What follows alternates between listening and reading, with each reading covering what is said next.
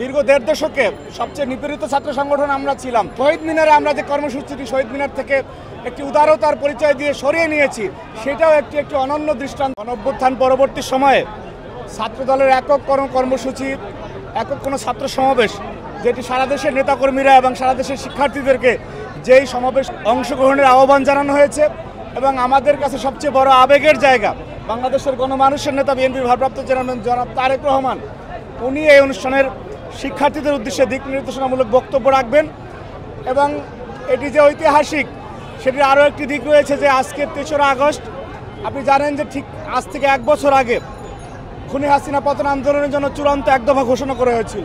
সেই দিনটিকে স্মরণ করে রাখার জন্য এই সমাবেশটি আমরা মনে করি যে অনবদ্যভাবে বাংলাদেশের শিক্ষার্থীদের কাছে উপস্থাপিত হবে যে না, আজকের দিনে খুনি হাসিনার পতনের জন্য বাংলাদেশের সর্বস্তরের মানুষ এক দফার দাবিতে ঝাঁপিয়ে পড়েছিল।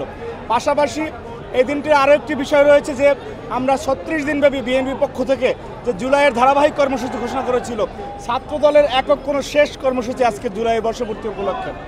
এবং পাশাপাশি আমাদেরকে নিয়ে বিভিন্ন ধরনের যে রেটরিক, বিভিন্ন অপপ্রচার, অসত্য, মিথ্যা এবং বিভ্রান্তিকর তথ্য, এবং একটি সংগঠন যারা ৫ই আগস্টের আগে গুপ্তভাবে রাজনীতি করেছে, আজকে ছাত্রদলকে টার্গেট করে ছাত্রদলের ক্যারেক্টার অ্যাসাসিনেট করার জন্য তারা বিভিন্ন ন্যারেটিভ তৈরি করে, সেই অপতথ্য এবং অপপ্রচারের জবাব দেওয়ার জন্য আমরা শিক্ষার্থীদেরকে সচেতন করতেও আজকে এখান থেকে দিক নির্দেশনামূলক আমরা বক্তব্য দিব।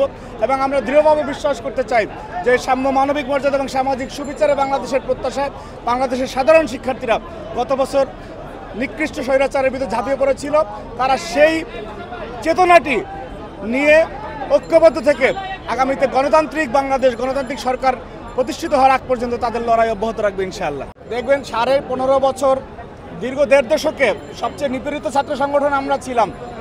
আমরা 5ই আগস্টের পরে আমাদের এমন কোনো রূপের বহিঃপ্রকাশ ঘটে নাই যাতে বাংলাদেশের শিক্ষা প্রতিষ্ঠানগুলোতে কোনো অস্থিতিশীল পরিস্থিতি তৈরি হয়। আমি দৃঢ়ভাবে বলতে চাই যে বাংলাদেশে ছাত্রদলের জায়গায় অন্য কোনো সংগঠন থাকলে এই দেশে অনেক ঘটনাই ঘটতো, যেটা ছাত্রদল তার ধৈর্য, সহিষ্ণুতা এবং পরবর্তী সহিষ্ণুতার মাধ্যমে বাংলাদেশে একটি সাম্যর বার্তা দিয়েছে।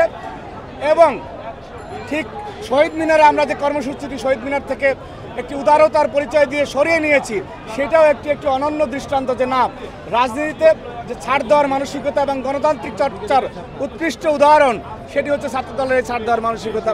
সকল অসত্য এবং বিভ্রান্তিকর তথ্যের বিপক্ষে, এবং যারা আজকে ইন্টেনশনালি একটি অস্থিতিশীল পরিবেশ তৈরি করে বাংলাদেশকে নির্বাচন পেছানোর জন্য গভীরভাবে ষড়যন্ত্র করতেছে, আমরা সেই ষড়যন্ত্রটি ব্যর্থ করে দেব ইনশাআল্লাহ।